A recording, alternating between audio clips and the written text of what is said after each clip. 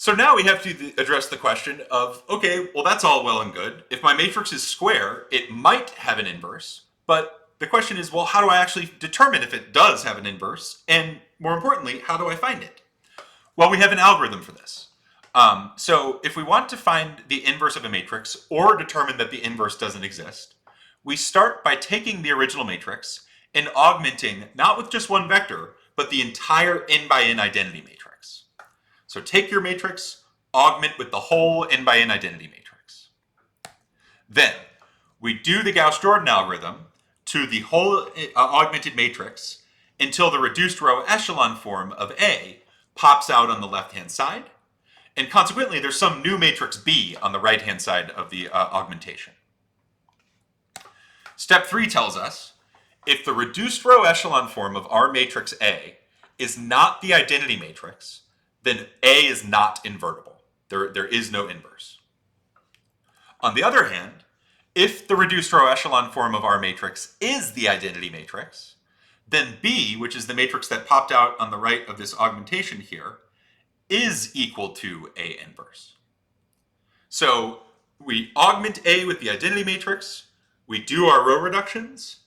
If the reduced row echelon form of A is not the identity, so if the identity doesn't pop out on the left-hand side, then we do not have an inverse. But if the identity does pop out on the left-hand side, then on the right-hand side, we get the inverse. Let's look at an example. So here we're starting with a matrix A on the left here. This is a 2 by 2 matrix. We're curious whether or not this 2 by 2 matrix has an inverse.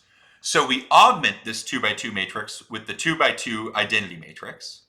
And then we start doing our row reductions given by the Gauss-Jordan algorithm. I have a -1 in the first position. I need to make that a 1, so I scale row 1 by -1.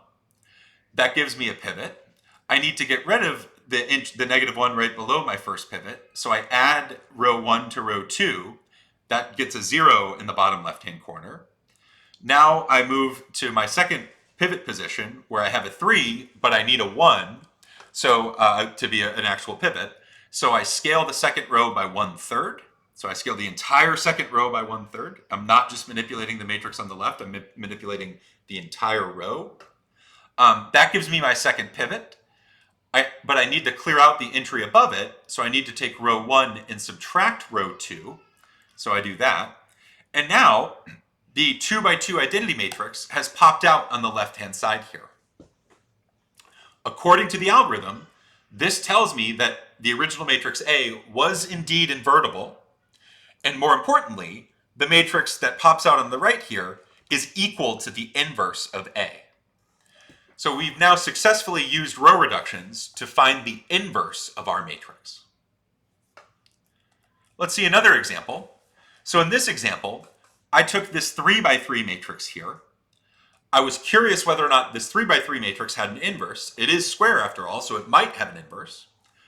In order to do that, I augmented my 3 by 3 matrix with the entire 3 by 3 identity matrix. And then I applied the Gauss-Jordan algorithm. I did this in a computer. So I took the reduced row echelon form and the Gauss-Jordan algorithm spit out this new augmented matrix. The key thing to notice here is that my original A, after I augmented with the identity and did my row reductions, row reduces to the 3 by 3 identity matrix. So the matrix that pops out on the right here is equal to A inverse. We do have an inverse in this example, and it's this 3 by 3 matrix to the right that we ended up with. Now, if you wanted to, you could double check your work. So maybe you were skeptical of the algorithm and you wanted to be 100% sure. You want to be totally sure or totally confident that the matrix you found here was actually the inverse. Well, what you do is you take A and multiply on either side by A inverse and verify that you get the identity. And here that actually pans out. If you take A, indeed, if you multiply what we calculated by for A inverse on the left, you produce the identity matrix. So remember that. If someone asks you, is this matrix an inverse? All you got to do is multiply together and to see whether or not you get the identity matrix.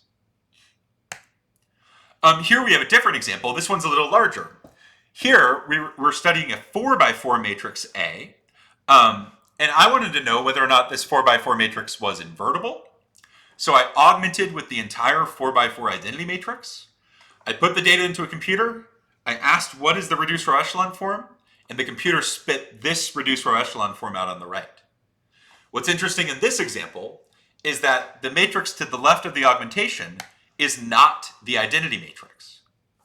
This means that my original A is not invertible. So no matter how hard we try, we will never find a matrix we could multiply this A on the left or the right, to produce the identity matrix.